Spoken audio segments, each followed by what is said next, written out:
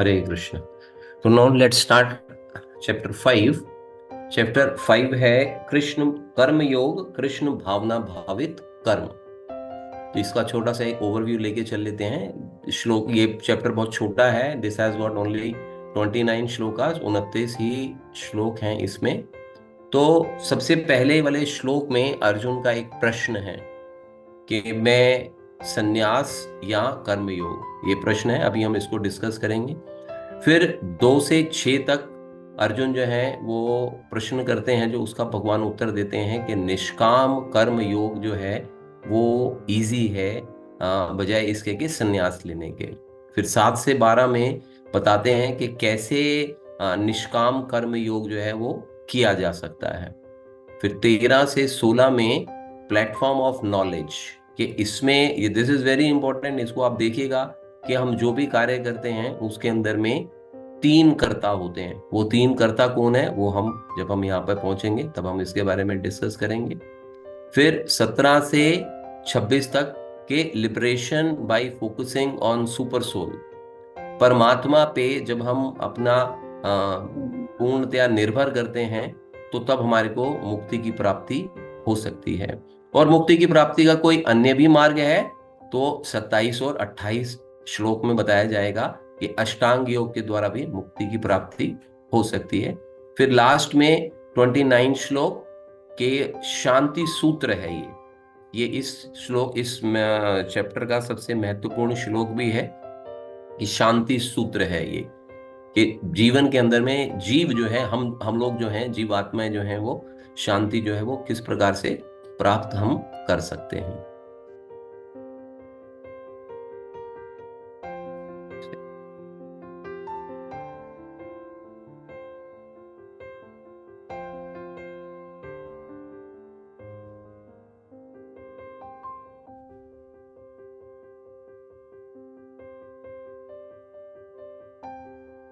Yes.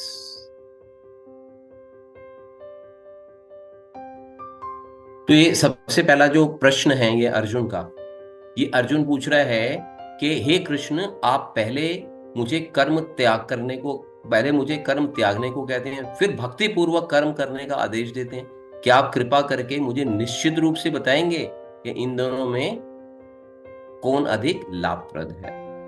तो हम थोड़ा सा एक ओवर रिव्यू लेते हैं कि जब पहला चैप्टर था तो पहले चैप्टर में अर्जुन जो था उसके मन में संशय थे, है ना, कंफ्यूजन थी कि मैं क्या करूं। मैं युद्ध नहीं करूंगा क्योंकि सब लोग मेरे सामने खड़े हैं, मेरे पास कोई रास्ता ही नहीं है। तो सेकंड चैप्टर में भगवान जो है उसे आत्मा का और शरीर का ज्ञान जो है वो प्रदान करते हैं। ठीक है, तो आत्मा और शरीर का बंधन जो है उससे किस प्रकार निकला जा सकता है उसका ज्ञान, उसको कि हम जिसको कि हम लोग सांख्य योग या विश्लेषणात्मक तरीके से एनालिटिकल वे में कैसे उसको अंडरस्टैंड कर सकते हैं, इन दोनों चीजों को ये हमने बताया। और फिर सेकंड चैप्टर में भगवान ने अर्जुन को बहुत सारी ऑप्शंस दी, कर्म कांड के विषय में बताया, निष्काम कर्म के विषय में बताया, और स्थित प्रज्ञ पुरुष के विषय में बताया, और फिर शांति सूत्र भी बताया था, उसमें भी शांति सूत्र बताया था। तो इस तरह से अर्जुन जो था वो काफी कंफ्यूज हो गया कि इतने सारी चीजें आपने मेरे को बता दी हैं तो मेरे को कुछ क्लियर नहीं हो रहा, तो मैं क्या करूं? कि मैं बुद्धि योग में कार्य करूं या कर्म योग में कार्य करूं? मुझे ये कुछ समझ में नहीं आ रहा कि मेरे को क्या करना चाहिए। तो इस तरह अर्जुन जो है वो कंफ्यूज हो जाता है। तो अर्जुन को थर्ड चैप्टर में भगवान बताते हैं कि अर्जुन थर्ड चैप्टर में फिर से क्वेश्चन करता है कि मेरे लिए कौन सा रास्ता जो है ना वो अतिश्रेय रहेगा, मेरे लिए कौन सा रास्ता मेरे को अपनाना चाहिए। तो फिर थर्ड चैप्टर के अंदर में भगवान जो है उसको किस प्रकार से आप अनासक्त होके कर्म कर सकते हो, सकाम कर्म के विषय में बताते हैं। सकाम कर्म के साथ साथ कर्म योग की उसको शिक्षा देते हैं, कैसे आप सकाम कर्म को कर्म कर्म योग के अंदर में परिवर्तित करोगे। इस तरह से आगे बढ़ते हैं। फिर फोर्थ चैप्टर में उसको फिर दिव्य ज्ञान के विषय में बताते हैं। और अब उसके बाद में अब ये जो फिफ्थ चैप्टर आ गया, तो जो फोर्थ चैप्टर का लास्ट के जो श्लोक हैं 41 और 42, उसमें भगवान उसको बोलते हैं कि जो व्यक्ति 41 में, जो व्यक्ति अपने कर्म फलों का परित्याग करते हुए भक्ति करता है और जिसके संचय दिव्य ज्ञान द्वारा विनष्ट हो चुके हैं, वही वास्तव में आत्मपरायण है। हे धनंजय, वह कर्मों के बंधन से नहीं बंधता। तो यहाँ पे कर्मों के बंधन से नहीं बंधते की बात हुई है। और उसके बाद में भगवान 42 में बोलते हैं, अतएव तुम्हारे हृदय में अज्ञान के कारण जो संचय उठे हैं, उन्हें ज्ञान रूपी शस्त्र से काट डालो। हे भारत, तुम योग में समन्वित होकर खड़े हो और युद्ध करो। तो अर्जुन यहाँ पे, क्योंकि भगवान ने यहाँ पे दो चॉइस दे दी अर्जुन, तो वो इन दो चॉइसेस की वजह से अर्जुन जो है वो कंफ्यूज हो गया कि एक तरफ तो भगवान कह रहे हैं कि मेरे को काम नहीं करना, कुछ संन्यास ले लेना चाहिए मेरे को, और दूसरी तरफ उसी समय मेरे को बोल रहे हैं कि आप जो है युद्ध करो। तो युद्ध का मतलब तो ये हो गया कि मेरे को कर्म करना पड़ेगा ना, युद्ध तो मैं ऐसे नहीं कर सकता। और जबकि मेरे को संन्यास लेना है तो उसमें मेरे को कोई कार्य करने की आवश्यकता ही नहीं है। तो अर्जुन यहाँ पे प्रश्न कर रहा है कि आप मेरे को दो मार्ग बता रहे हैं, तो इन दो मार्गों में से आप मेरे लिए सुनिश्चित कीजिए कि मेरे लिए श्रेय कौन सा है, कौन सा काम मेरे लिए अच्छा है और जो कि मैं लॉन्ग टर्म में मेरे लिए सूटेबल रहे, ऐसा कोई बताइए। क्योंकि आप मेरे को जब जब भी एक चैप्टर खत्म होता है जैसे ही, तो भगवान उसको दो, उसके पास में हमेशा ही दो चॉइस रह जाती हैं। जैसे सेकंड चैप्टर खत्म हुआ तो थर्ड चैप्टर जब प्रारंभ हुआ तो अर्जुन उसमें प्रश्न पूछता है भगवान से, थर्ड खत्म होता है तो फोर्थ में फिर भगवान से, फोर्थ चैप्टर में भी प्रश्न है, और यहाँ पे फिर फिफ्थ चैप्टर में भी भगवान से प्रश्न है। तो ये अर्जुन बोलता है कि आप you take your own time, आप अपना समय लीजिए और मुझे निश्चित रूप से बताइए कि मेरे लिए क्या करणीय है और जो कि मेरे लिए लॉन्ग टर्म में मेरे लिए सूटेबल रहेगा।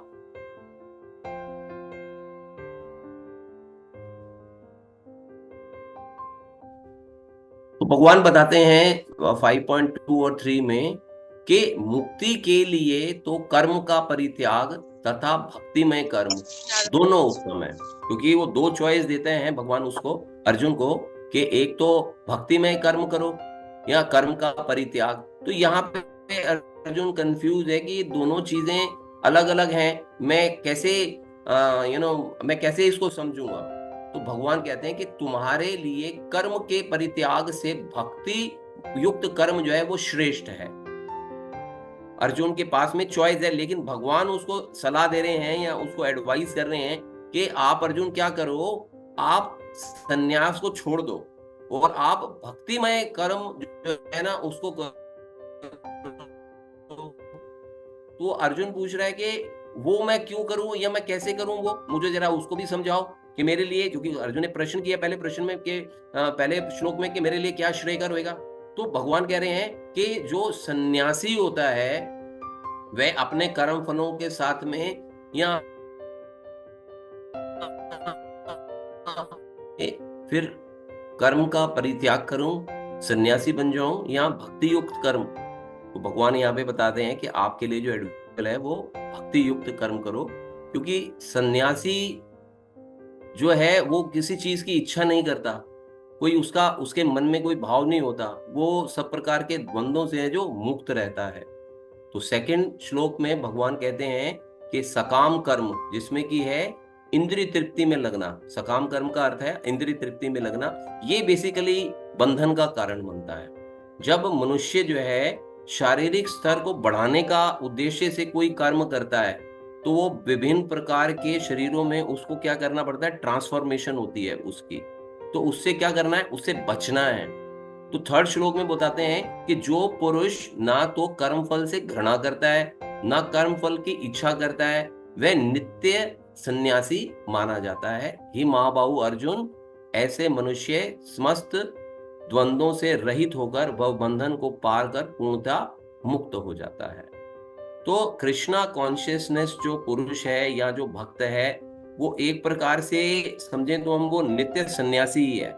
वो भक्त क्यों सन्यासी है, क्योंकि वह किसी प्रकार के कर्म फल से घृणा ही नहीं करता है ना, उसके मन में किसी चीज की आकांक्षा ही नहीं है। इसलिए सन्यासी और कर्म करने वाले भक्त के अंदर में कोई अंतर नहीं है।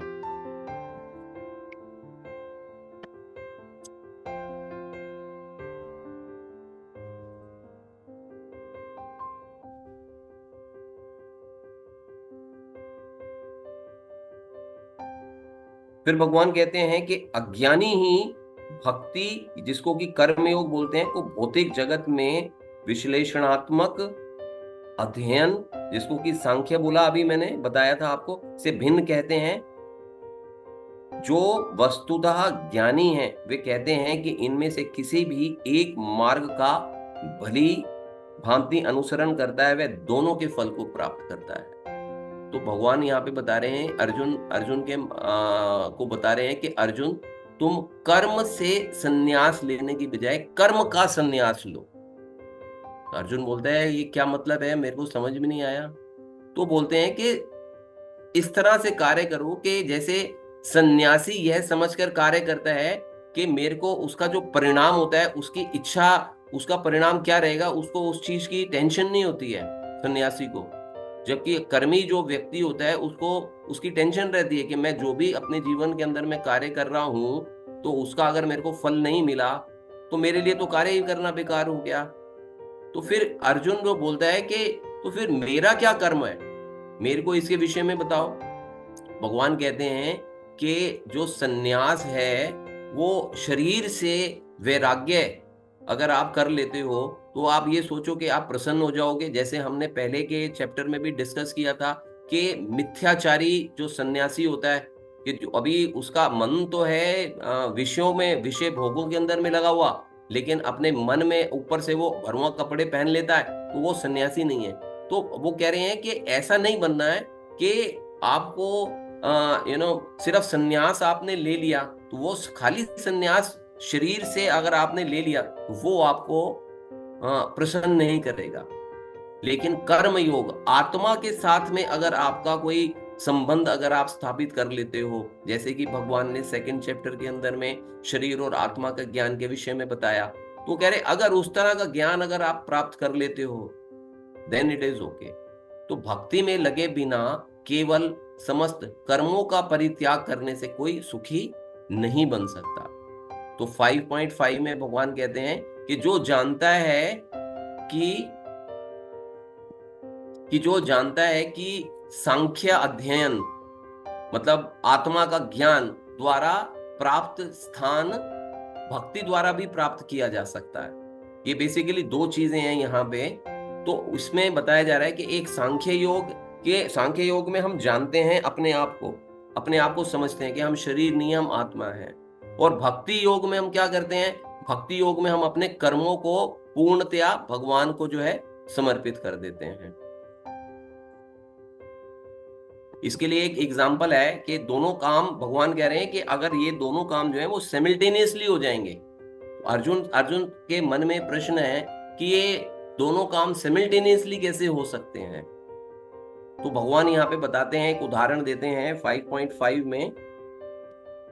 जो यह जानता है कि विश्लेषणात्मक अध्ययन द्वारा प्राप्त स्थान भक्ति द्वारा भी प्राप्त किया जा सकता है, और जो इस तरह सांख्य योग तथा भक्ति योग को एक समान देखता है, वही वस्तुओं को यथारूप से देखता है। कि जैसे कोई व्यक्ति बीमार होता है ना, तो वो मेडिसिन लेता है, और मेडिसिन का क्या रिएक्शन होता है, मेडिसिन जब वो लेता है तो उसके दो रिएक्शन होते हैं।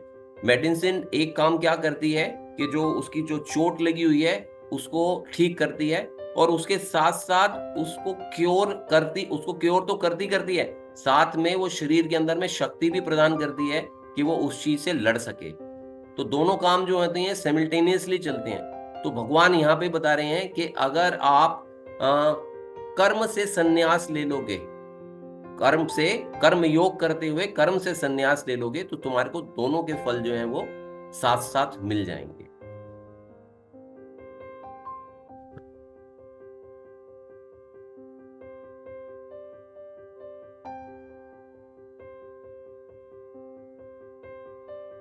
फिर 6 श्लोक में भगवान बोलते हैं कि भक्ति में लगे बिना केवल समस्त कर्मों का परित्याग करने से कोई सुखी नहीं बन सकता, परंतु भक्ति में लगा हुआ विचारमान व्यक्ति शीघ्र ही परमेश्वर को प्राप्त कर लेता है।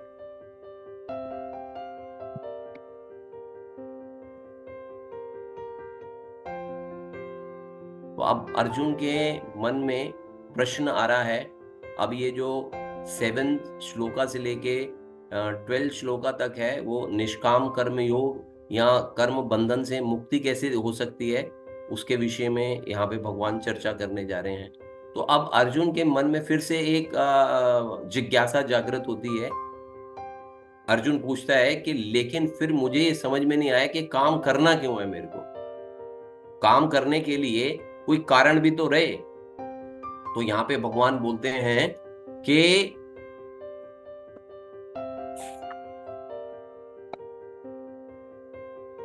जो भक्ति भाव से कर्म करता है, जो विशुद्ध आत्मा है और अपने मन तथा इंद्रियों को वश में रखता है, वह सभी को प्रिय है और सभी लोग उसे प्रिय हैं। ऐसा व्यक्ति कर्म करता हुआ कर्म के बंधन से नहीं बंधता है। तो ये कर्म हमारे को किस लिए करना पड़ रहा है बेसिकली? ये इसको कर्मे इस भक्तिमय कर्म को करने से जो जीवात्मा है वो विशुद्ध होती है, शुद्ध होती है, प्योर होती है। तो प्योर होने से क्या होएगा कि उसके मन के अंदर में जो मलिनताएं हैं या हृदय के अंदर में जो कल्मश हैं, उससे वो शुद्ध हो जाता है। तो अर्जुन बोल रहा है कि काम तो करना है, लेकिन ये काम अपने लिए नहीं करना क्या? तो भगवान बोलते हैं कि हाँ, अब तुम्हारी समझ में आ रहा है कि ये काम तो करना है, लेकिन ये काम अपने लिए नहीं करना। तो अब अर्जुन के मन में प्रश्न आता है कि अपने लिए नहीं करूंगा ये वाला काम, तो फिर मैं किसके लिए करूंगा ये वाला काम? तो आगे भगवान बताते हैं कि दिव्य भावना 8th और 9th में दिव्य भावनामृत युक्त पुरुष देखते, सुनते, स्पर्श करते, सूंघते, खाते, चलते फिरते, सोते तथा श्वास लेते हुए भी अपने अंदर में सदैव यही जानता है कि वास्तव में वो कुछ नहीं कर रहा। बोलते, त्यागते, ग्रहण करते, आंखें खोलते, बंद करते हुए वह यह जानता रहता है कि भौतिक इंद्रियां अपने विषयों में प्रवृत्त हैं और वह इन सब से पृथक है। इसका क्या अर्थ हुआ कि जो व्यक्ति कृष्ण भावनामृत में ऑलरेडी आ चुका हुआ है, तो वो उसके अंदर में एक आत्मज्ञान अपने आप आ जाता है। उसके अंदर में उस आत्मज्ञान के वजह से वो देखता है कि जो भी काम हो रहा है वो अपने आप से निर्धारित हो रहा है ना। उसमें उसका कोई कंट्रीब्यूशन नहीं होता। वो चीजें जो होती हैं, जैसे फॉर एग्जांपल ये पलक झपक रही है, तो ये अपने आप ही हो रही है। इसके अंदर में उसको कोई प्रयास करने की आवश्यकता नहीं होती है।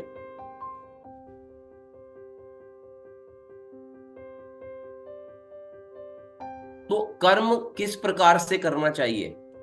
अर्जुन के मन में ये प्रश्न आ रहा है कि फिर मैं कर्म जो है वो मैं किस प्रकार से कर्म करूं। तो यहाँ पे बहुत सुंदर भगवान एक उदाहरण दे रहे हैं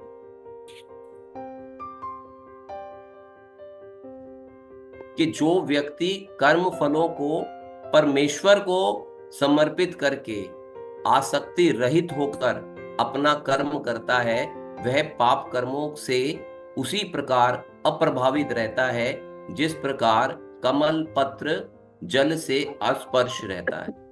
तो ये यहाँ पे भगवान ने एक छोटा सा एक उदाहरण देके समझाने का प्रयास किया है कि हमारे को कर्म किस प्रकार से करने चाहिए। तो हमारे को कर्म ऐसे करने चाहिए कि जिस प्रकार से कमल, हम सब ने देखा है कमल कहाँ पे निकलता है, कमल का सोर्स क्या है, बताइए? Simple question.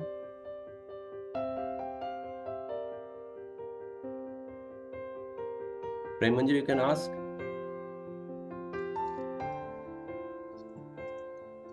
हरे कृष्णा, बहुत सरल सा प्रश्न है। कमल की उत्पत्ति कहाँ होती है?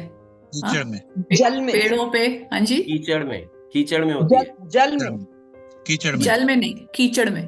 कीचड़ इज राइट वर्ड, यस, है ना, कीचड़ में होती है।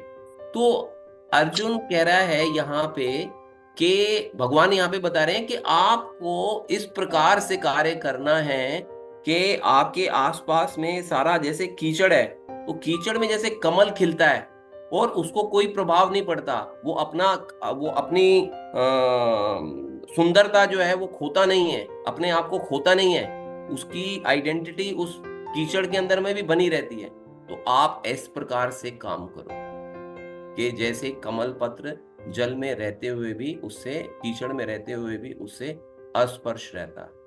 तो अर्जुन के मन में एक प्रश्न था कि मैं अगर यहाँ पे युद्ध करूंगा तो युद्ध में तो इतने सारे लोग मर जाएंगे, तो ये बेसिकली यहाँ पे इतना युद्ध के अंदर में इतना कीचड़ एकत्रित हो जाएगा, तो ये मेरे लिए तो ये मेरे लिए ठीक नहीं है।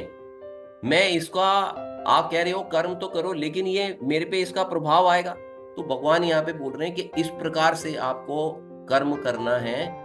इस पे आपका, जैसे कीचड़ के अंदर में कमल खिलता है, ऐसे यहाँ पे युद्ध के अंदर में अगर कितने ही लोगों की मृत्यु हो जाएगी तो उसका प्रभाव आप पे नहीं आएगा। तो अर्जुन बोल रहा है कि तो इसका अर्थ हुआ कि कर्म से नहीं घबराना मेरे को, मतलब आसक्ति बेसिकली जो अर्जुन के अंदर में आ रही है अपने प्रियजनों के थ्रू, प्रियजनों के लिए, तो उस आसक्ति बेसिकली कारण है क्या? तो अर्जुन को भगवान बताते हैं कि हाँ अर्जुन, अब तुम्हारे को समझ में मेरी बातें आ रही हैं कि आसक्ति बंधन का कारण बनती है। तो यहाँ पे जैसे हमने बताया, कर्म और आसक्ति क्या बनेगा? बंधन का कारण बनेगा। और कर्म अगर हम करेंगे आसक्ति के बिना तो वो जो है वो मुक्ति का कारण बनेगा।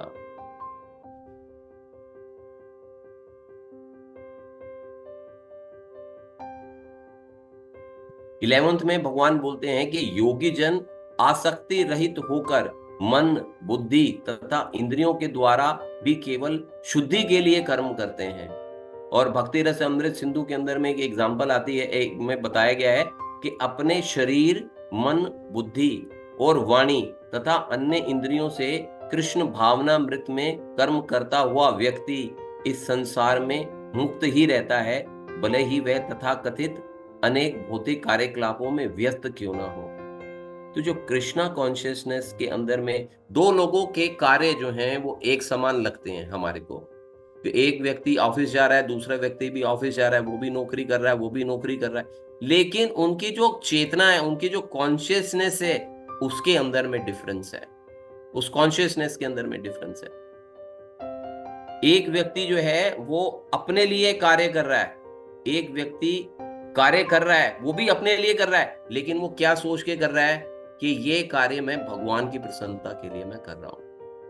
कर्म कर रहा है, लेकिन उसको कर्म के साथ में आसक्ति नहीं उसने अपनी रखी हुई है।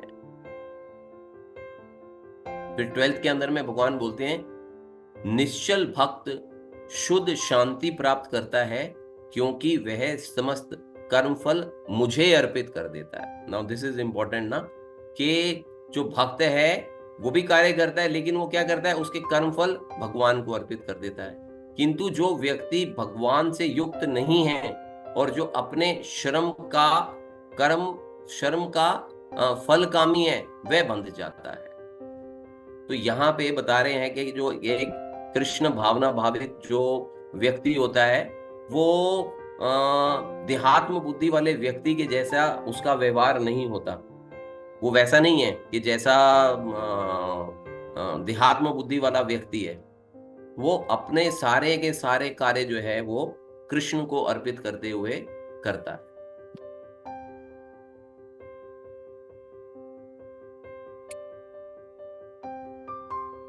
अब हमने जैसे स्टार्टिंग में आपसे बात करी कि तीन कर्ताओं का ज्ञान, ये तीन कर्ता कौन कौन है यहाँ पे हमारे लिए, यहाँ पे हम समझेंगे कि तीन कर्ता जिसके विषय में अभी चर्चा होगी। तो 5.13 में भगवान बोलते हैं कि देहधारी जीवात्मा अपनी प्रकृति को वश में कर लेता है और मन से समस्त कर्मों का परित्याग कर देता है, तब वह 9 द्वारों वाले इस भौतिक शरीर में बिना कुछ किए कराए सुखपूर्वक रहता है। तो अब एक तो यहाँ पे अब अर्जुन का प्रश्न है कि मैं अनासक्त कैसे हूं। तो यहाँ पे भगवान जो है उसको सबसे पहले आत्मा का क्या कार्य है उसके विषय में बताते हैं कि देहधारी जीवात्मा अपनी प्रकृति को वश में कर लेता है। तो आपको स्टार्टिंग में ध्यान होगा कि हमने भगवत गीता के 5 सब्जेक्ट मैटर्स आपको बताए थे। किसी को ध्यान है वो कौन कौन से हैं? 5 सब्जेक्ट मैटर्स इनिशियली हमने सेकंड क्लास जो हमने करी थी उसमें हमने बताया था। हरे कृष्णा, प्लीज अपना हैंड रेस करिए, प्लीज ऐसे बोलने मत लगिए, प्लीज अपना हैंड रेस करिए तो हम लोग चूज कर लेंगे और वो जवाब दे सकते हैं। जी प्रभु जी। जी माता जी, मैं बताऊं? बेटा कंचन, आपने हाथ खड़ा किया अपना? नहीं माता जी, मैं अभी पहले अपना हैंड रेस करिए। Anybody else? क्योंकि कंचन को तो आता है। और कोई ट्राई करना चाहेगा? ठीक है, कंचन आप बोलो बेटा। जी प्रभु जी। 5 चीज की बात हुई थी, ईश्वर, जीव, प्रकृति, काल और कर्म। Yes, thank you. तो यहाँ पे 3 कर्ताओं के बारे में यहाँ पे आगे जैसे जैसे हम आगे बढ़ेंगे भगवान आगे के चैप्टर्स में भी इनके विषय में चर्चा करेंगे। लेकिन यहाँ पे जो चर्चा हो रही है 13th, 14th और 15th में, उसमें आत्मा मतलब जीवात्मा के विषय में, भौतिक प्रकृति के विषय में, और फिर भगवान 15th के अंदर में भगवान के विषय में चर्चा होगी यहाँ पे। तो यहाँ पे 13th के अंदर में बताते हैं, मैंने जैसे भी बताया कि इस 9 द्वार वाले नगर में जीव आत्मा जो है वो सुखपूर्वक रह सकती है। तो अब ये 9 द्वार वाला शरीर कौन सा हुआ? तो यहाँ पे आप फिगर 1 देख रहे हो, तो उसमें 9 द्वार बने हुए हैं। हमारे शरीर के अंदर में 9 द्वार होते हैं।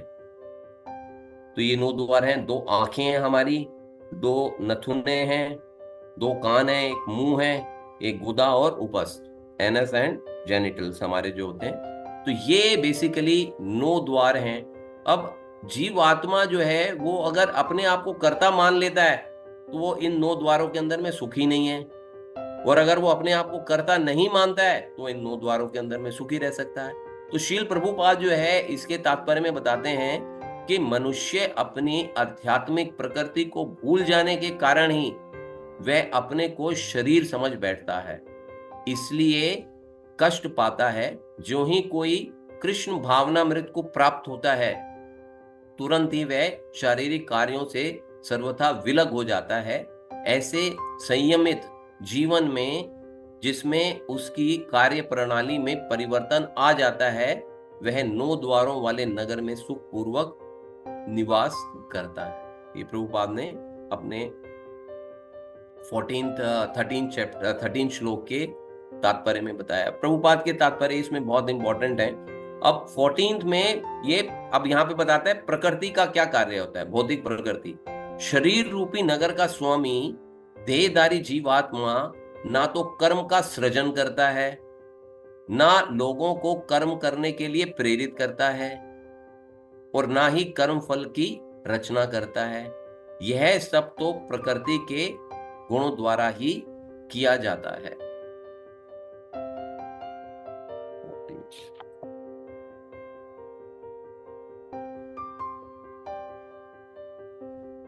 इसमें प्रभुपाद का परपट जो है अनुवाद जो है वो तात्पर्य जो है वो बहुत सुंदर है। तो मैं उसको पढ़ रहा हूं, उसको आप ध्यान पूर्वक सुनिए। जैसा कि 7वें अध्याय में बताया जाएगा, जीव तो परमेश्वर की शक्तियों में से एक है, किंतु वह भगवान की अपरा प्रकृति है जो पदार्थ से भिन्न है। संयोगवश परा प्रकृति का जीव अनादि काल से प्रकृति के संपर्क में आता रहा है। जिस नाशवान शरीर या भौतिक आवास को वह प्राप्त करता है वह अनेक कर्मों और उनके फलों का कारण है। ऐसे बद्ध वातावरण में रहते हुए मनुष्य अपने आप को अज्ञानतावश शरीर मानकर शरीर के कर्म फलों का भोग करता है। अनंत काल से उपार्जित यह अज्ञान ही शारीरिक सुख दुख का कारण है। ज्यों ही जीव शरीर के कार्यों से पृथक हो जाता है, त्यों ही वह कर्म बंधन से मुक्त हो जाता है। जब तक वह शरीर रूपी नगर में निवास करता रहता है, तब तक वह इसका स्वामी प्रतीक होता है, किंतु वास्तव में वह ना तो इसका स्वामी होता है और ना इसके कर्मों तथा फलों का नियंता ही। वह तो भव सागर के बीच जीवन संघर्ष में रत प्राणी है। सागर की लहरें उसे उछालती रहती हैं, किंतु उन पर उसका कोई वश नहीं चलता। उसके उद्धार का एकमात्र साधन है कि दिव्य कृष्ण भावनामृत द्वारा समुद्र के बाहर आ जाए। इसी के द्वारा समस्त अशांति से उसकी रक्षा हो सकती है। ये बहुत सुंदर तात्पर्य था, तो इसलिए मैंने इसको एज इट इज आपको पढ़ के बताया। और फिर 15th में बताते हैं कि परमेश्वर ना तो किसी के पापों को ग्रहण करता है न पुण्यों को, किंतु सारे देहधारी जीव उस अज्ञान के कारण मोहग्रस्त रहते हैं जो उनके वास्तविक ज्ञान को आच्छादित किए रहता है। यहाँ पे भगवान के क्या कार्य हैं उसके विषय में बताया गया है। 16th में कहते हैं, किंतु जब कोई उस ज्ञान से प्रबुद्ध होता है जिससे अविद्या का विनाश होता है, तो उसके ज्ञान से सब कुछ उसी तरह प्रकट हो जाता है जैसे दिन में सूर्य से सारी वस्तुएं प्रकाशित हो जाती हैं।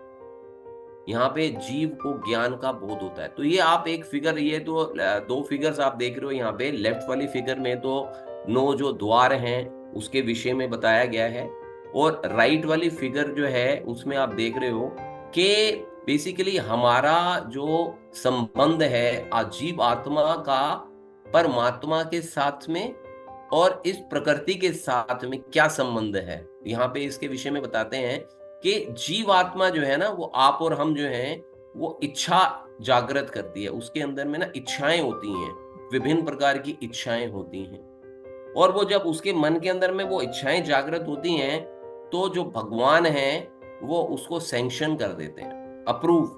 ओके, आप मेरे पास आए हो, ये इच्छा लेके आए हो, ओके गो हेड, आगे बढ़ो। अब फिर वो जब आगे बढ़ता है तो उसको पूर्ण कौन करेगा? उसको पूर्ण करने के लिए भी तो कोई साधन चाहिए आपके मन के अंदर में। फॉर एग्जाम्पल, जैसे कि अभी हम लोग ये क्लास जो है हमारे मन में विचार आया कि हम लोग भगवत गीता की ये क्लासेस करेंगे, तो हमारे मन के अंदर में इच्छा जागृत हुई, ये क्लासेस जो है वो हम भगवत गीता की करेंगे। तो सुपर सोल ने, भगवान ने या परमात्मा ने उसको सैंक्शन कर दिया।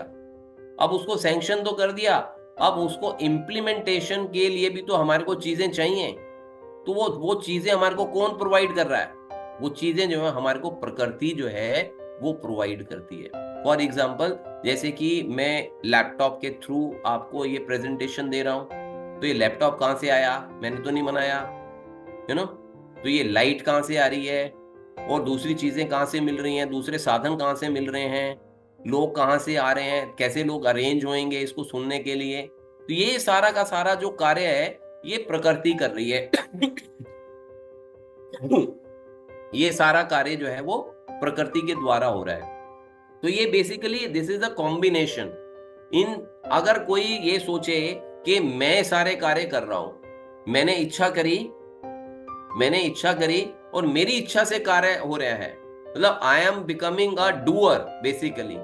तो यहाँ पे भगवान बता रहे हैं you are not the only doer. Arjun के मन में आ रहा है ना कि मैं जो है ये युद्ध जो हो रहा है, ये युद्ध तो मैं कर रहा हूं, मेरी वजह से ये युद्ध हो रहा है।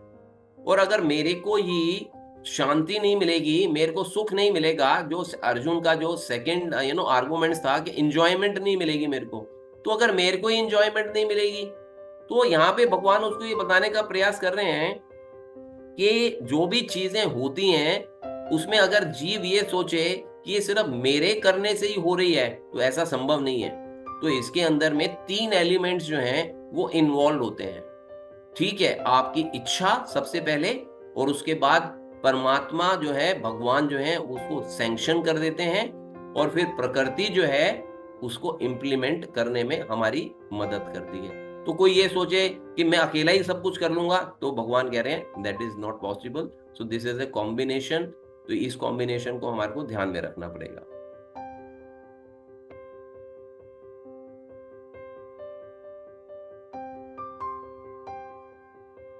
लेकिन अब अर्जुन के मन में प्रश्न आता है कि आनंद तो जो है वो तो हम सभी चाहते हैं, ये तो स्वाभाविक है, जीव का स्वभाव है कि वो आनंद में रहना चाहता है ना। हर जीव का स्वभाव है कि वो प्रसन्न रहना चाहता है, आनंद में बन के रहना चाहता है। तो भगवान कह रहे हैं कि वो करेक्ट बोल रहे हो अर्जुन, आप गलत नहीं बोल रहे हो, लेकिन उस आनंद को आप बाहर मत ढूंढो, आप उसको अंदर देखने का प्रयास करो, उस आनंद को। हम सब जीव लोग, हम सब जितने भी जीवात्माएं हैं, हम सबका सबसे बड़ा वीक पॉइंट जिसको बोलते हैं वो यही है कि हम सब लोग बाहरी रूप से या बाहरी चीजों से जो है ना, वो हम आनंद लेना चाहते हैं, छोटी छोटी सी चीजें जो हैं। तो यहाँ पे जैसे अर्जुन ने भी प्रश्न किया, सबसे पहला जो प्रश्न किया अर्जुन ने यहाँ पे, अर्जुन ने बताया कि आप मेरे को निश्चित रूप से बताइए, मतलब कंफर्म्ड बताइए। कंफर्म्ड का मतलब ये हो गया take your own time and tell me, जो जो मेरे लिए लॉन्ग टर्म में फिजिबल हो चीजें, ऐसी चीजें मेरे को बताइए। तो अब यहाँ पे जो आनंद जिसकी हम बात करते हैं, या जिन चीजों को लेके हम लोग खूब प्रसन्न हो जाते हैं, they are basically short term anand, वो लॉन्ग टर्म आनंद नहीं है। तो अर्जुन यहाँ पे बता रहा है कि भाई सभी चाह रहे हैं आनंद, मैं भी अगर चाह रहा हूं आनंद, तो इसमें गलत बात क्या है। तो आनंद को अपने भीतर जो है भगवान खोजने के लिए बोल रहे हैं। तो भीतर कैसे खोजा जाएगा, तो अब 17 से लेके जो 26 तक के श्लोक हैं, हम परमेश्वर पर मन नियंत्रित करके, थैंक यू, इन श्लोकों में मन को भगवान पे केंद्रित करके एक योगी जिस प्रकार से मुक्ति प्राप्त करता है, और वो इंद्रियों के प्रलोभनों में नहीं आता, इंद्रियों के प्रलोभन में नहीं आता, और वो चीजों को, जैसी भी सिचुएशंस होती हैं, उन सिचुएशन को सहन कर लेता है और बाहरी चीजें उसको इफेक्ट नहीं करती हैं। तो 17 में भगवान बताते हैं कि जब मन, बुद्धि, श्रद्धा तथा शरण सब कुछ भगवान में स्थित हो जाते हैं, तभी वह पूर्ण ज्ञान द्वारा समस्त कल्मश से शुद्ध होता है और मुक्ति के पथ पर अग्रसर होता है। तो इसका क्या अर्थ हुआ कि परमेश्वर पर ध्यान लगाने से जीव जो है वो मुक्त हो सकता है। परमेश्वर पर ध्यान लगाना होगा।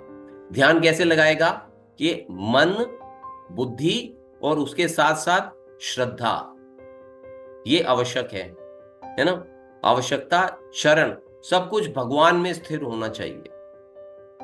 तो उससे क्या बेनिफिट मिलेगा इन चीजों से हमारे को बेनिफिट ये मिलेगा कि यहाँ पे भगवान बता रहे हैं, इस ज्ञान से जीव जो है इन कल्मश से दूर हो जाता है।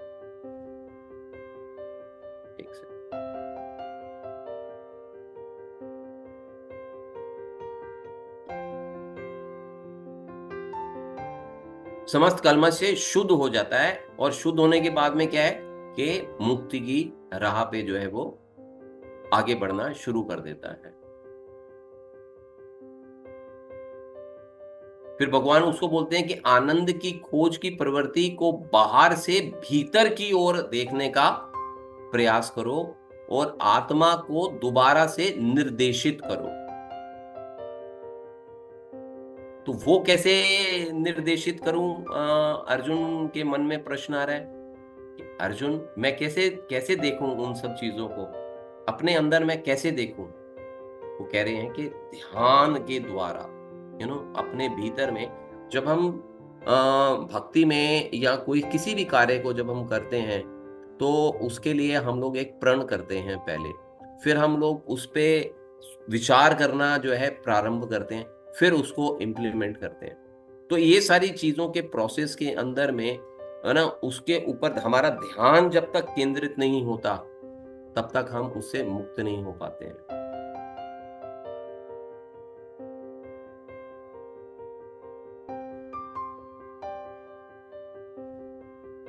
अर्जुन आप देख रहे हो एक के बाद एक सामने अर्जुन के मन में प्रश्न जो हैं वो आते जाते आ रहे हैं।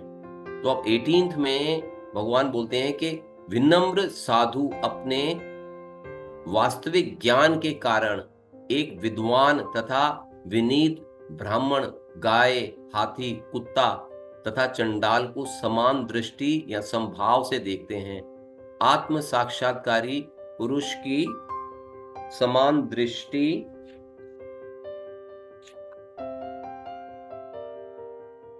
दृष्टि से देखते हैं।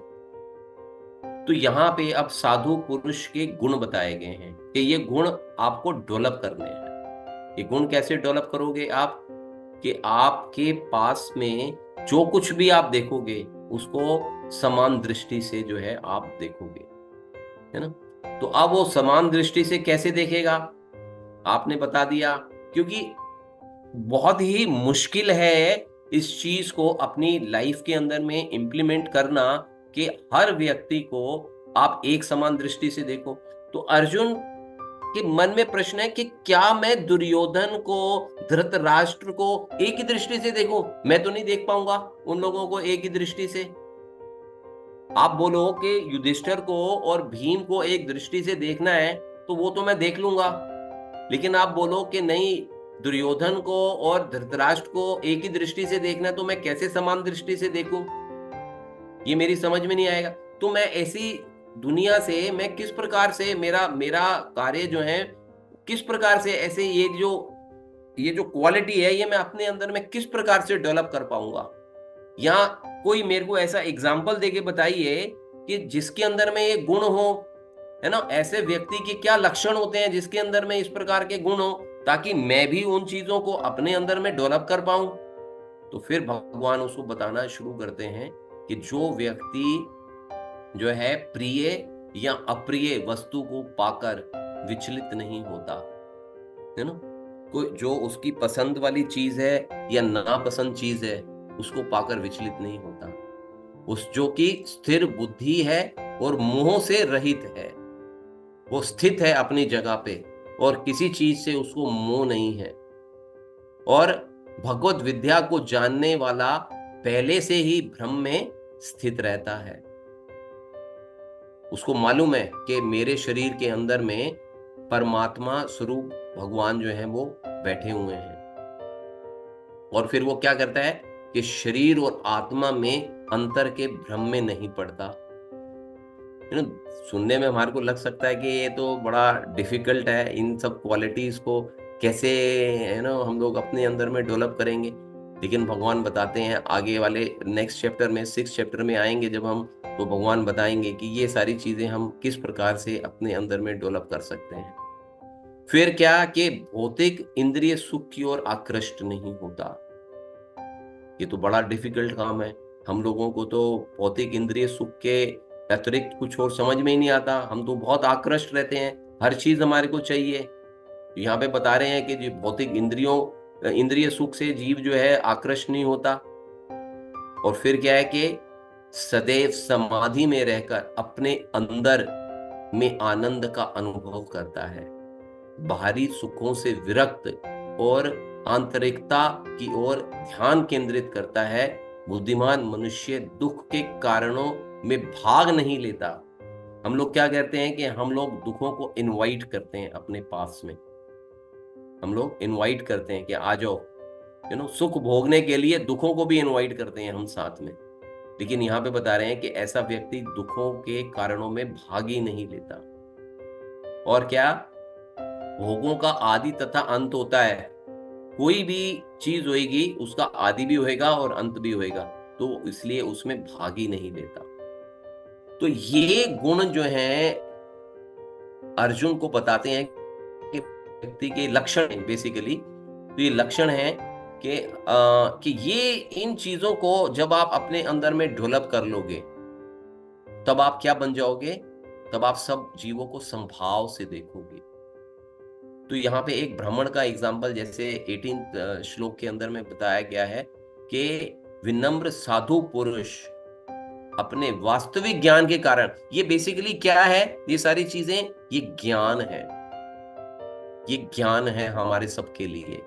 ये this is the knowledge, we should.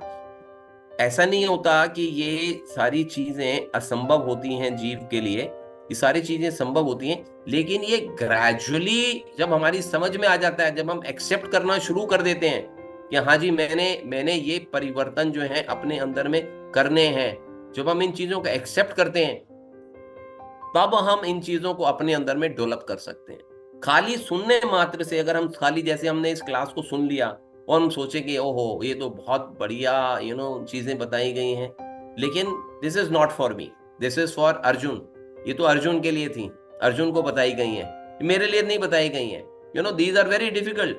कोई व्यक्ति कैसे प्रिय वस्तु को पाकर या अप्रिय वस्तु को पाकर विचलित नहीं होंगे क्या हम लोग? कैसा संभव है हमारे लिए ये? शरीर और आत्मा के भ्रम को में भ्रम नहीं करना, चलो नहीं करेंगे जी भ्रम, लेकिन हम लोग अपने आप को शरीर से तो जोड़ के ही रखते हैं, शरीर से तो हम लोग विलग नहीं रहते हैं अपने आप को। फिर बताते हैं कि जी भौतिक इंद्रिय सुख की ओर आकृष्ट ना हो। हमारे तो जीवन का लक्ष्य ही यही है, इंद्रिय सुख। तो ये सारी चीजें हम कैसे अपने अंदर में डेवलप करेंगे? तो ये थोड़ा थोड़ा सा जब हम अपना मन स्थिर कर लेंगे, जैसे कि यहाँ पे बताया कि स्थिर मन वाला व्यक्ति जो है इस चीज को कर सकता है। जब हमारा मन जो है वो स्थिर हो जाएगा, जब हमारे को इन सब बातों का जानकारी मिलेगी, जब जीव के बीच में, जब जीव के मन में ये विचार आएगा कि अथातो ब्रह्म जिज्ञासा, कि जब जिज्ञासा जागृत होती है जीव के अंदर में, तब जीव के अंदर में ये गुण जो है वो ग्रेजुअली धीरे धीरे धीरे धीरे जो है वो डेवलप करना जो है वो प्रारंभ जो है वो करता है।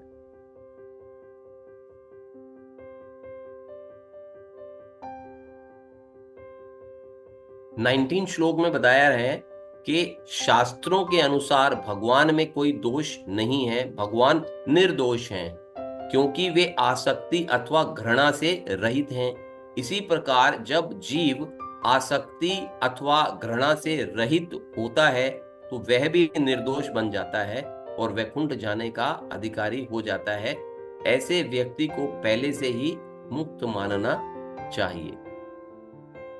तो यहाँ पे एक एग्जाम्पल आती है कि जिसमें प्रभुपाद यहाँ पे अपने अनुवाद के अंदर में बता रहे हैं कि शास्त्र कहते हैं कि हम भी अपने जीवन में देखते हैं कि भौतिकता की दृष्टि में काम सुख ही सर्वोपरि आनंद माना जाता है। सारा संसार उसी के पीछे पागल है और भौतिकतावादी लोग तो इस प्रोत्साहन के बिना कोई कार्य ही नहीं कर सकते। लेकिन यहाँ पे इंपॉर्टेंट है, कृष्ण भावना में लीन व्यक्ति काम सुख के बिना ही उत्सुकता पूर्वक अपना कार्य करता रहता है और यही असली आत्म साक्षात्कार है।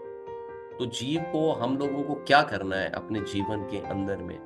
हमने अपने जीवन के अंदर में सेल्फ रियलाइजेशन तक पहुंचना है। अथातो ब्रह्म जिज्ञासा जो भी मैंने वर्ड यूज किया, तो इसीलिए है कि जीव को जिज्ञासा करनी चाहिए कि मेरे अंदर में ये सारी चीजें या ये सारी क्वालिटीज जो हैं वो मैं कैसे अपने अंदर में ग्रेजुअली जो है वो डेवलप करूंगा। तो यहाँ पे बता रहे हैं कि जैसे शास्त्रों के अनुसार भगवान में कोई दोष नहीं है, भगवान निर्दोष है, तो ऐसे जीव भी जो है, हम लोग भी जो है इन दोषों से जो है वो मुक्त हो सकते हैं। ऐसा नहीं है कि हम इन दोषों से मुक्त नहीं हो सकते।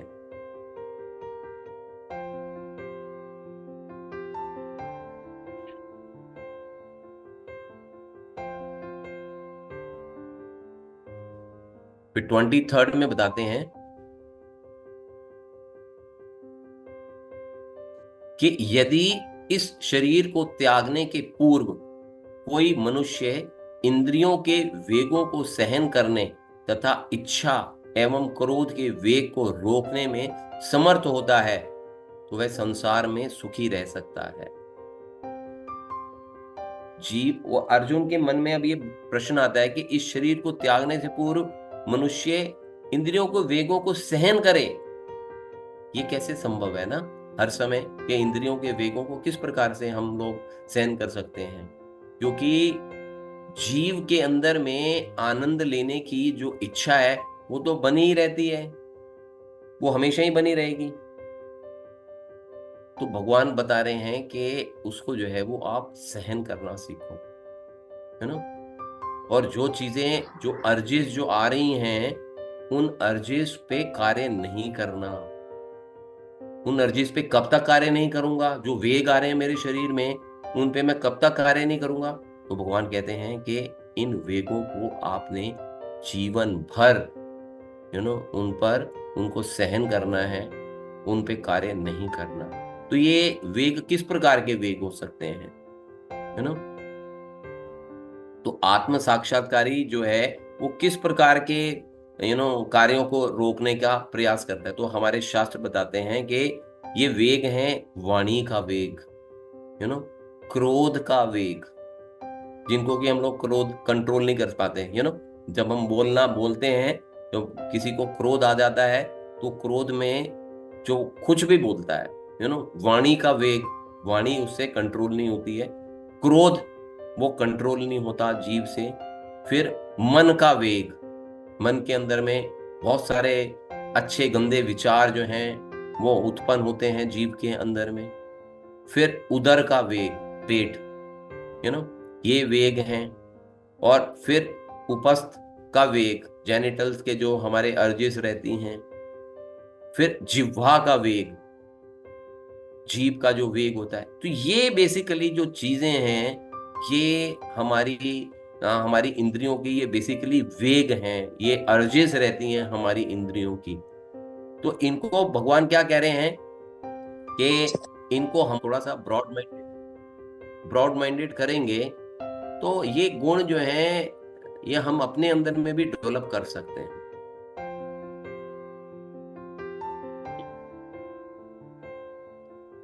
और फिर लास्ट में भगवान बताते हैं कि शांति सूत्र क्या है, इस जीवन में रहने का शांति सूत्र क्या है, कैसे जीव आत्मा जो है वो शांति में रह सकती है।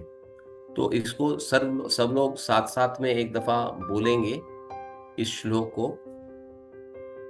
भोक्ताराम यज्ञ तपसाम, भोक्ताराम यज्ञ तपसाम, भोक्ताराम यज्ञतपसाम् सर्वलोक महेश्वरम, सर्वलोक महेश्वरम, सर्वलोक महेश्वरम, सर्वलोक महेश्वरम, सुहृदयं सर्वभूतानां, करूंगी उसको। सर्वभूतानां ज्ञात्वा मां सुहृदयं सर्वभूतानां, सर्वभूतानां ज्ञात्वा मम शान्तिरिच्छति, ज्ञात्वा मां शान्तिमृच्छति, ज्ञात्वा माम शान्तिमृच्छति। ज्ञात्वा मां शान्तिमृच्छति। कि यहाँ पे भगवान क्या बता रहे हैं कि मुझे समस्त यज्ञों तथा तपस्याओं का परम भोक्ता, समस्त लोकों तथा देवताओं का परमेश्वर एवं समस्त जीवों का उपकारी एवं हितैषी जानकर मेरे भावनामृत से पूर्ण पुरुष भौतिक दुखों से शांति लाभ करता है। इसका क्या अर्थ हुआ कि जैसे मैंने बताया कि हमारे मन में क्या आता है कि मैं करता हूं, हमारे मन के अंदर में हमेशा यही भाव, कर्ता का भाव बना रहता है कि मैं करने वाला हूं। तो भगवान कह रहे हैं नहीं, जैसे कि अभी हमने बताया कि जीव जो है वो डिजायर करता है, भगवान उसको सैंक्शन करते हैं और प्रकृति उसको इंप्लीमेंट करती है हमारे लिए।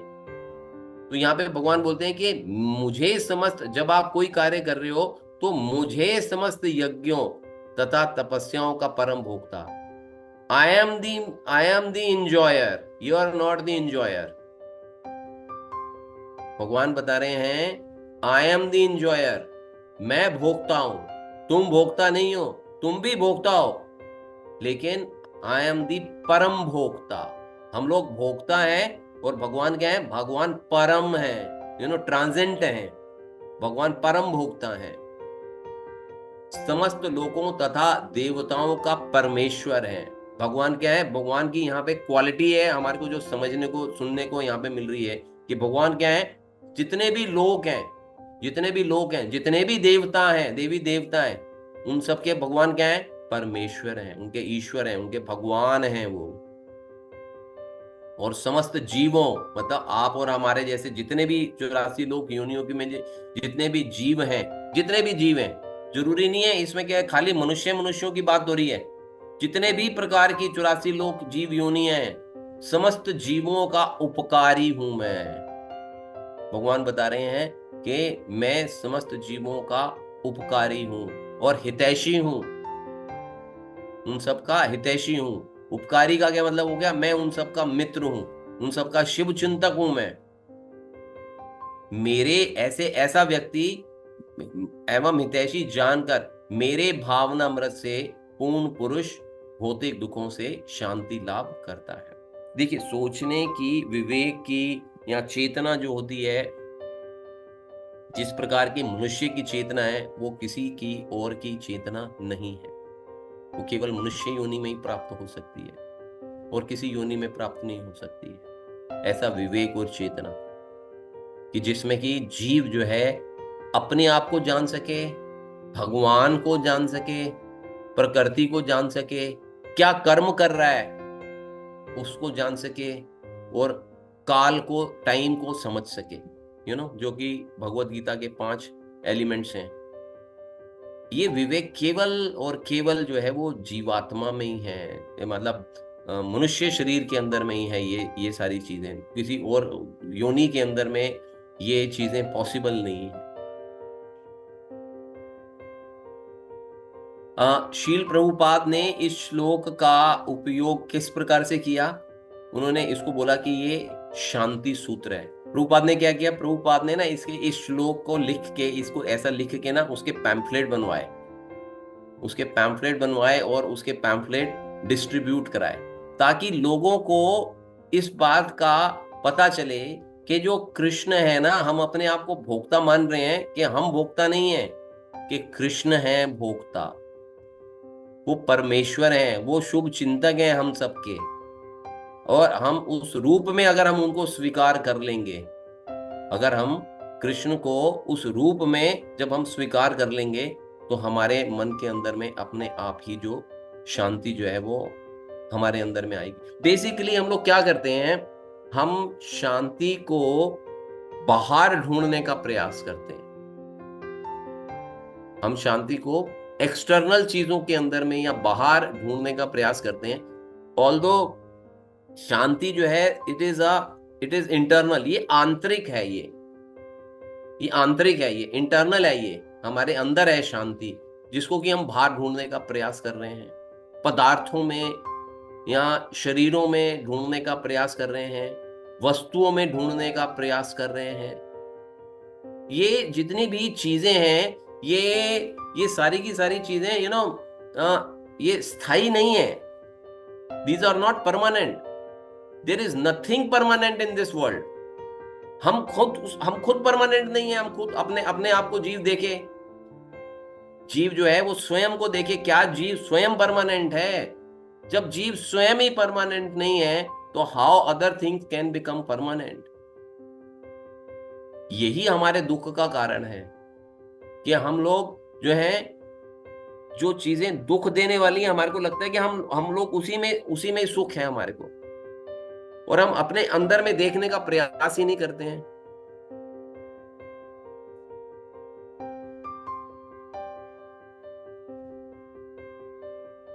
यहाँ पे मेन इंपॉर्टेंट इस श्लोक के अंदर में क्या है कि भगवान बता रहे हैं कि मैं समस्त जीवों का उपकारी हूं। यहाँ मतलब कि मैं सबका मित्र हूं, मैं सबका शुभ चिंतक हूं।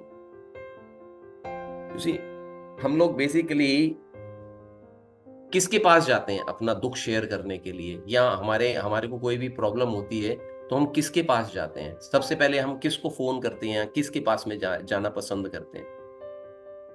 जो हमारी बात को जो समझ सके, जो हमारा मित्र हो, हम उसके साथ अपना हृदय जो है वो शेयर करते हैं। जब जीव को लगता है कि ये मेरा शुभ चिंतक है, मेरा हितैषी है, ये उसके साथ हम लोग अपना हृदय जो है वो शेयर करते हैं। तो यहाँ पे बेसिकली हमारे को डिपेंडेंसी रखनी है। हम लोग we should not feel independent. हम लोग इंडिपेंडेंट हैं, बट अगर हम कृष्ण से, देखो कृष्ण जो है ना वो परम भोक्ता है, इंजॉयर जो है ना वो परम मतलब इंजॉयमेंट जो है में वो परम है, और हम और हम जो इंजॉयमेंट करते हैं वो छोटी है। और अगर हम अपनी इंजॉयमेंट को कृष्ण की इंजॉयमेंट के साथ में अगर हम जोड़ देते हैं, अगर हम अपनी इंजॉयमेंट को, अपनी छोटी इंजॉयमेंट को कृष्ण की बड़ी इंजॉयमेंट के साथ में अगर हम जोड़ देते हैं, क्योंकि कृष्ण बोल रहे हैं मैं परम भोक्ता हूं, यही बताया ना अभी उन्होंने कि मैं परम भोक्ता हूं, और हम लोग क्या है, हम लोग भोक्ता है। और अगर भोक्ता परम भोक्ता के साथ में जुड़ जाए तो क्या बन जाएगा? हरि बोल, क्या बन जाएगा? तो वो भी परम भोक्ता बन जाएगा ना। तो हमारे को करना क्या है कि हमारे को ऐसे कार्य देखने हैं जिसमें कि परमेश्वर की या भगवान की प्रसन्नता है, और भगवान यहाँ पे साथ साथ बताते चले जा रहे हैं हमारे को कि हमारी प्रसन्नता किस में है। तो हमारे को उन्हीं कार्यों को करना है या उसी प्रकार से उन कार्यों को करना है।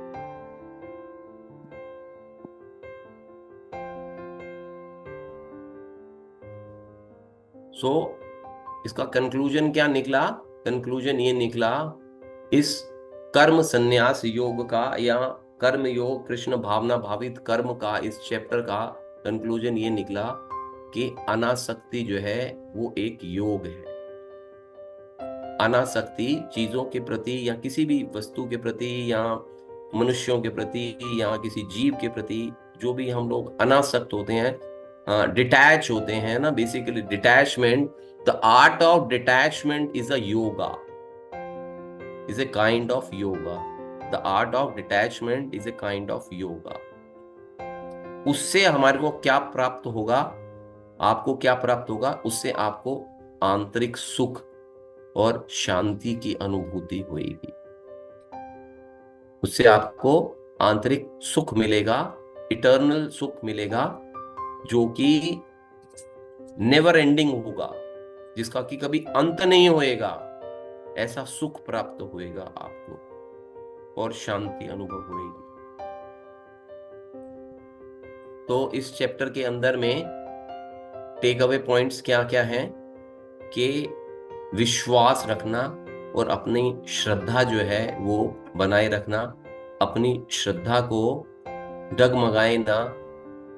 हम ये ना सोचें कि ये तो भगवत गीता में भगवान ने अर्जुन को बता दिया, ये सारी चीजें बड़ी डिफिकल्ट हैं, मेरे लिए पॉसिबल नहीं है, कैसे मैं इम्प्लीमेंट करूंगा अपने जीवन के अंदर में। तो एक श्रद्धा का अगर हम भाव अपने अंदर में रख लेते हैं,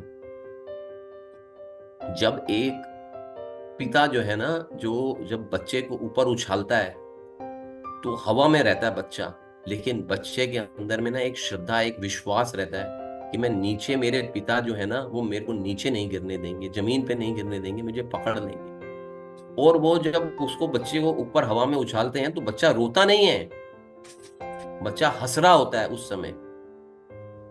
और ऐसा विश्वास हमारे को, ऐसी श्रद्धा हमारे को चाहिए, उस बच्चे के जैसी हमारे अंदर में श्रद्धा और विश्वास होनी चाहिए भगवान के प्रति। और वो कैसे आएगी? जब हम अपने मिथ्या अभिमान या अहंकार पे जब हम विजय प्राप्त करेंगे, जब हम उसके लिए अपने मिथ्या अभिमान या मिथ्या अहंकार पे जब हम विजय प्राप्त करेंगे कि yes I am not the doer, you know, I am part of Krishna. He is doing actually everything. I am just helping him out. इस तरह का अगर भाव अगर अपने अंदर में हम रखेंगे तो हमारे अंदर में जो हमारा मिथ्या अभिमान है और जो मिथ्या अहंकार है वो समाप्त हो जाएगा। और हमारे को क्या करना है?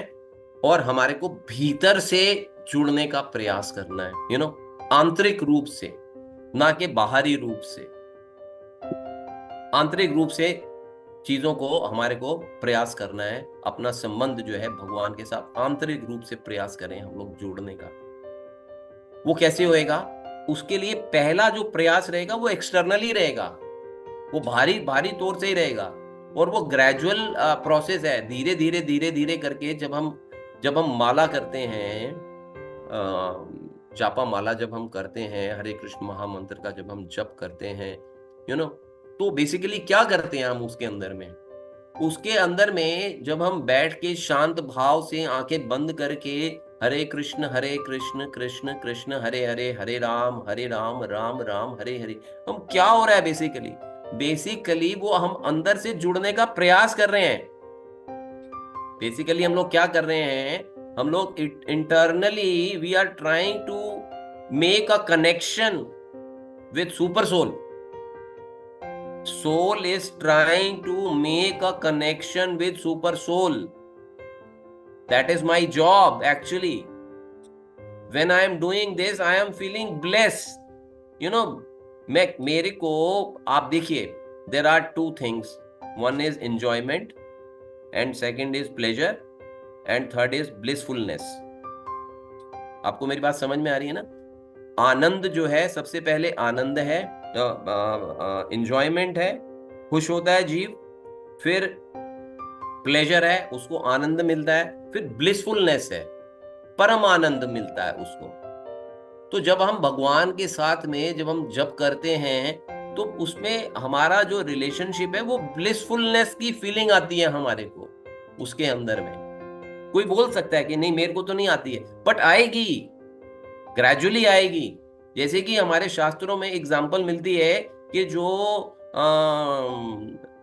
पीलिए का, जो जॉन्डिस का जो पेशेंट होता है, उसको मीठा सोल्यूशन है, उसको गन्ने का रस पिलाया जाता है, लेकिन उसको गन्ने का रस कड़वा लगता है। लेकिन वो जब निरंतर गन्ने का रस पीता रहता है तो उसका टेस्ट आना प्रारंभ हो जाता है। तो ऐसे ही अंदर से जुड़ने का हमारे को आर्ट नहीं मालूम है, लेकिन जब हम उसका प्रयास करते रहेंगे, निरंतर प्रयास करते रहेंगे, तब हम ये आर्ट हम ग्रेजुअली सीख जाएंगे। उसके लिए हमारे को जैसे सबसे पहला है कि विश्वास होना चाहिए, श्रद्धा होनी चाहिए कि yes this can be happen. और फिर क्या है कि अंतर्मन की शांति का सूत्र क्या है, समर्पण करें कृष्ण को।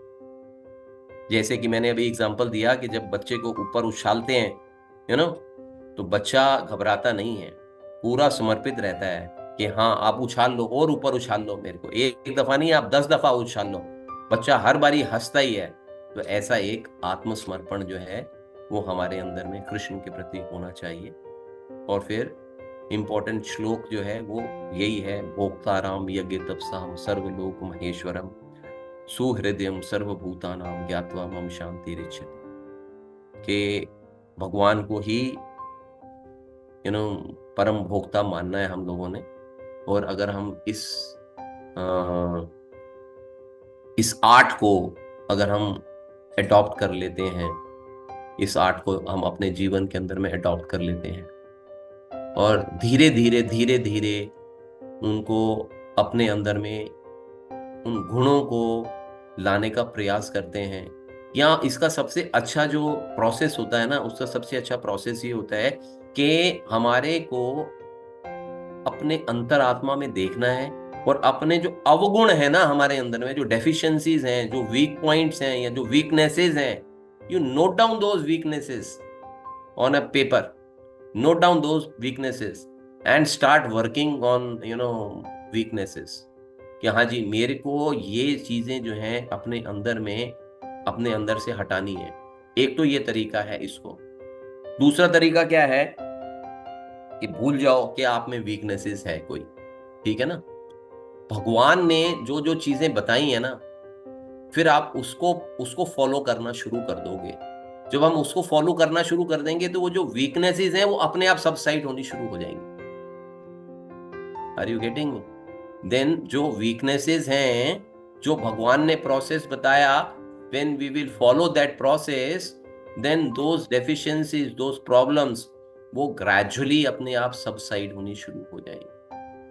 दिस इज व्हाट भोक्ताराम जो भगवान यहाँ पे बता रहे हैं कि जो शांति का सूत्र है, जो हम इसको करेंगे तो हमारे को फिर शांति जीवन में। Hare Krishna. This is the end of the 5th chapter. Next week